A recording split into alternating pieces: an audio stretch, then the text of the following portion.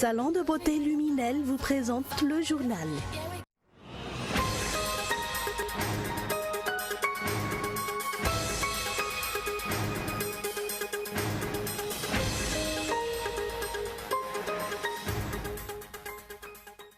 Les résultats provisoires des élections communales partielles à Nalamangue sont sortis. Le HVM est en tête dans la commune d'Antakavan. C'est la liste indépendante Anfpivoaran est en pole position à l'HB Ambatmang.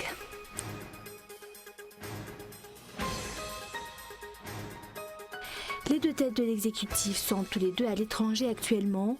Aussi bien le Premier ministre que le Président de la République sont en France. C'est la première fois dans l'histoire de Madagascar qu'une pareille situation se produise.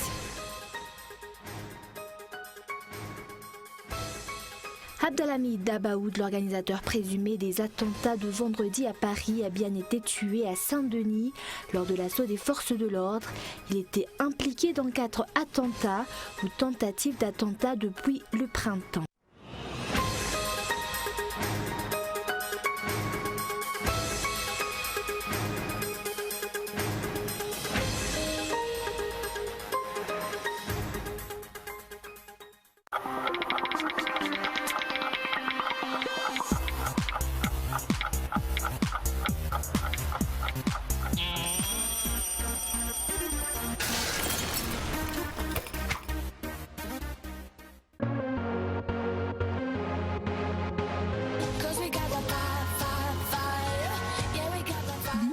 Un nouveau look.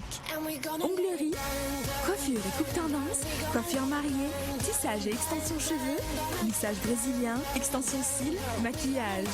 Luminel Béouric, Verescalien 4 foot. 034 01 816 59 033 11 859 98. Luminel, osez être la plus belle.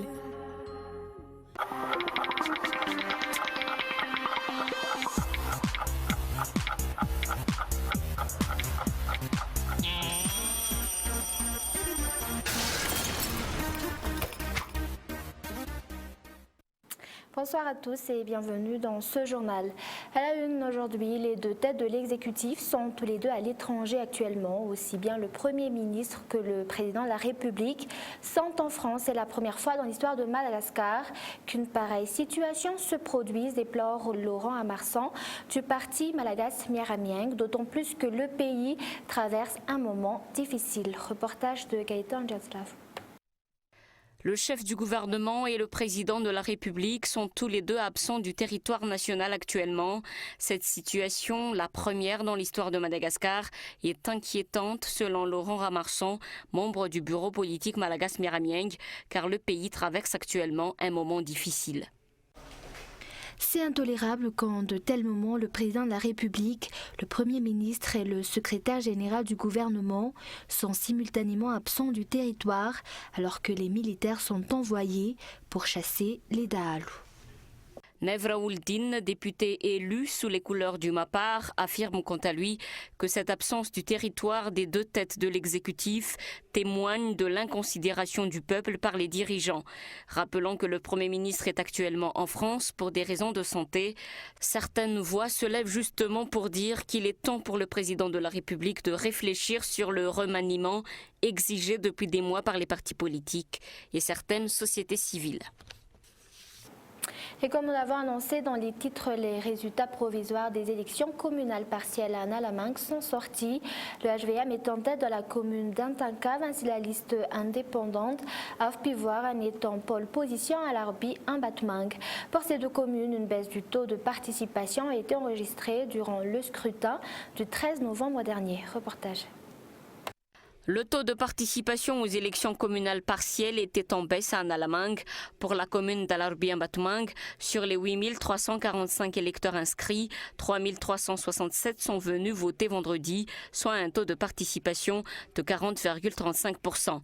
La liste Anfpivoaran se trouve provisoirement en tête avec 36,6% des voix, suivi du MAPAR qui obtient 32,62% des suffrages exprimés. En outre, La commune d'Atankavana dans le district Akasbe enregistre 2034 électeurs inscrits.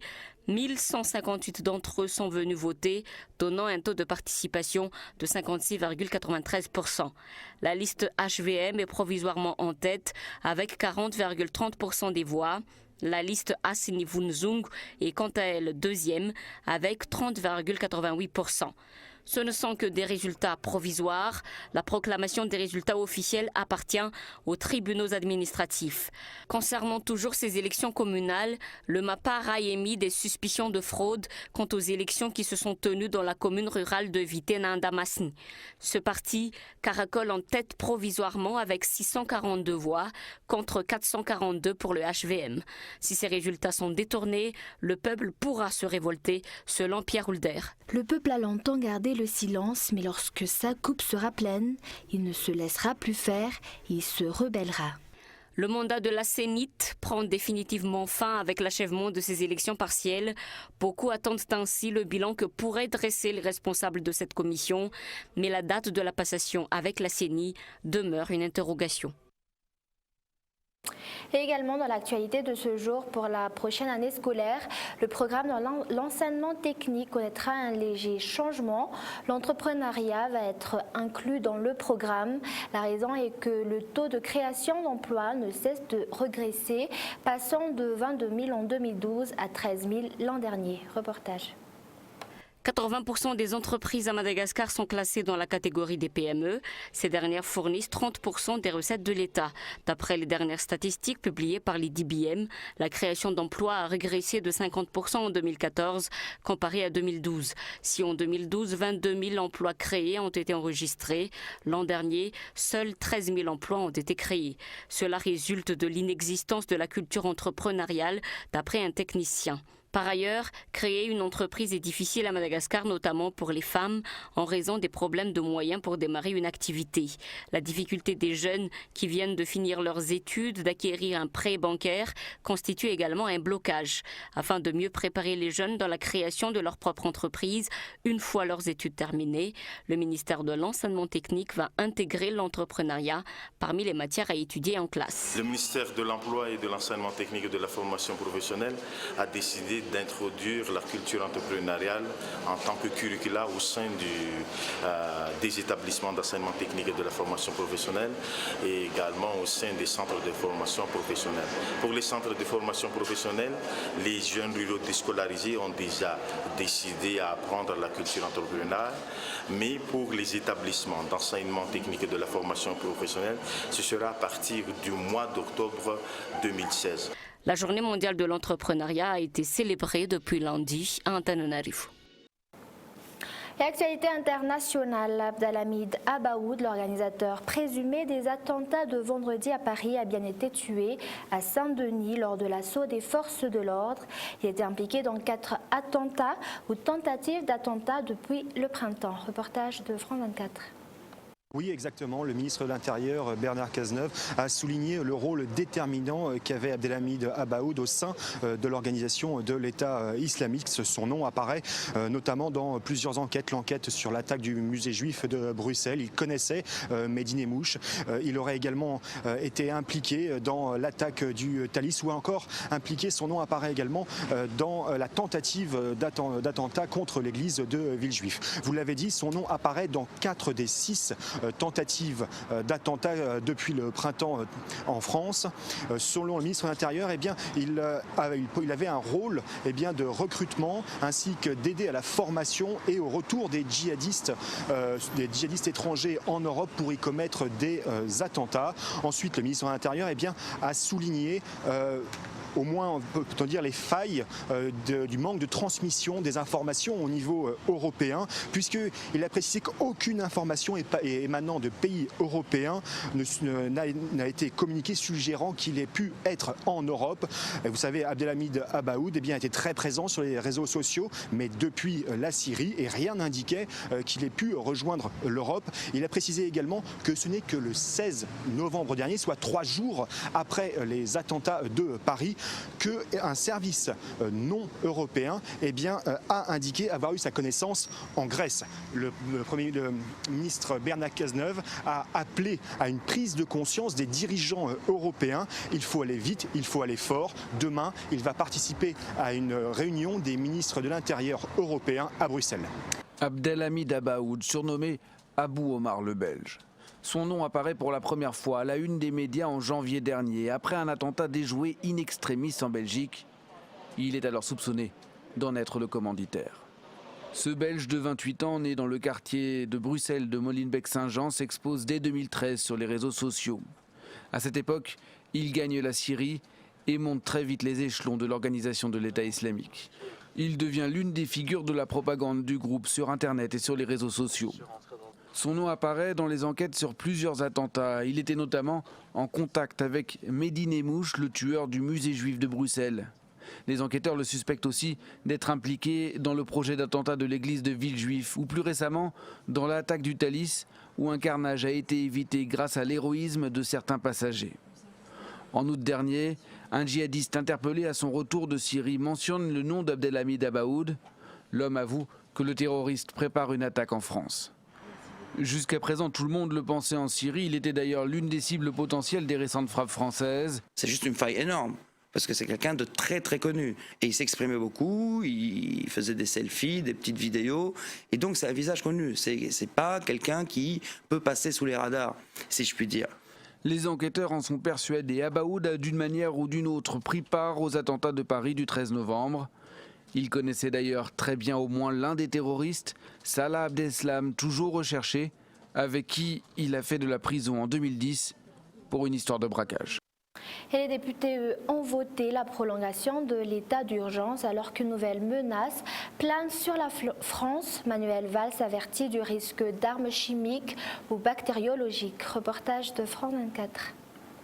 551 pour, 6 contre, un texte qui a fait la quasi-unanimité dans l'hémicycle avec un gouvernement qui n'a eu de cesse d'afficher sa volonté d'écouter toutes les propositions de l'opposition, de toute sensibilité politique. Un gouvernement qui a retenu l'idée d'armer les policiers, y compris en dehors de leurs heures de service, mais qui a rejeté l'amendement qui visait à créer des centres de rétention administrative pour de simples suspects, pour des personnes fichées.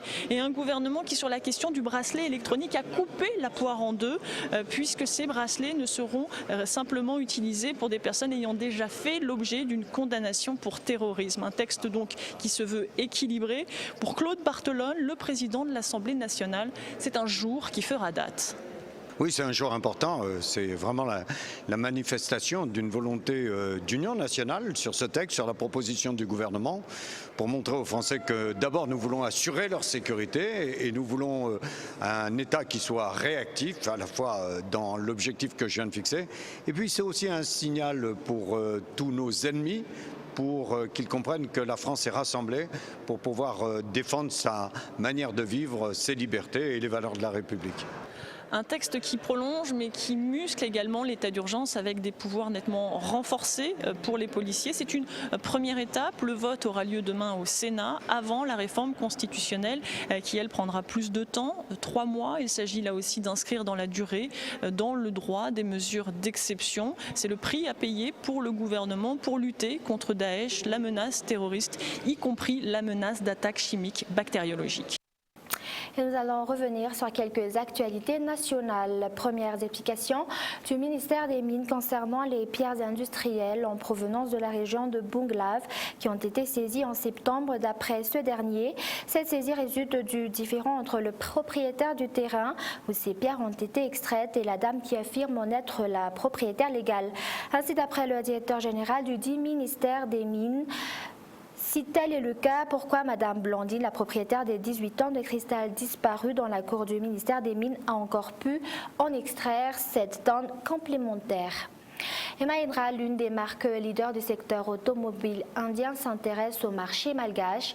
Cette marque a présenté hier dans son nouveau showroom dans l'enceinte de Sodiama à Kurjan 4 modèles de véhicules utilitaires et commerciaux. Il s'agit de véhicules modernes, originaux, disposant de moteurs à faible consommation. Reportage.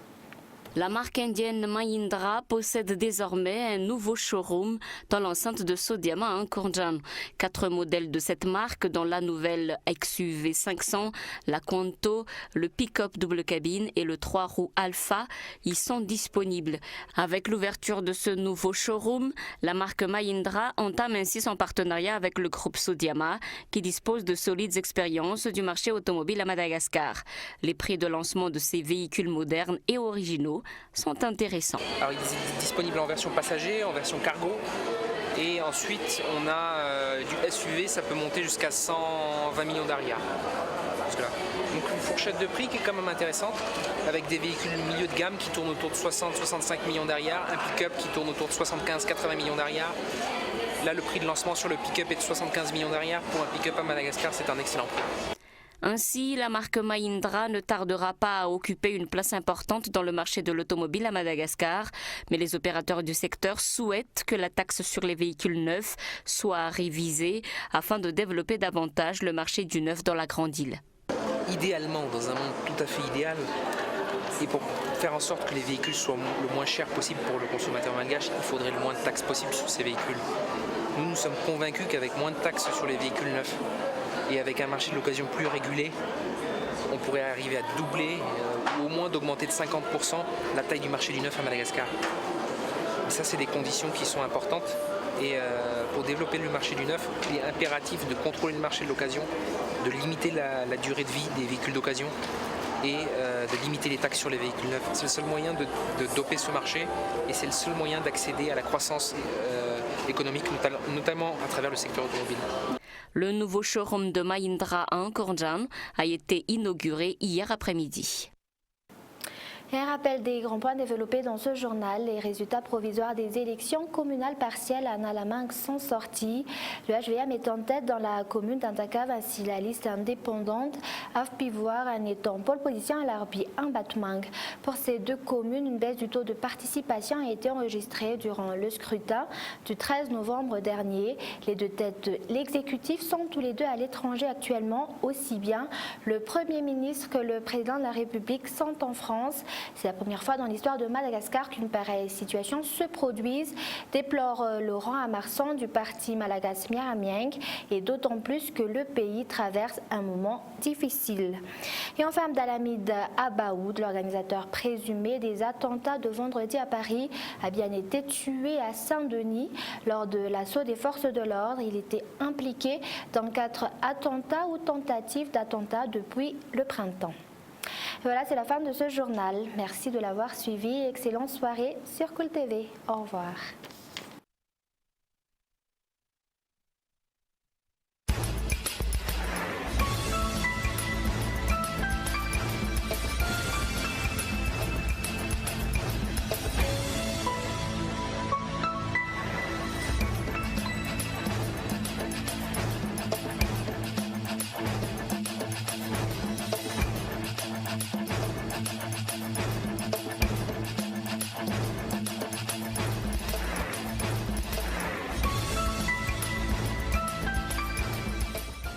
Le journal vous a été présenté par Salon de beauté Luminel.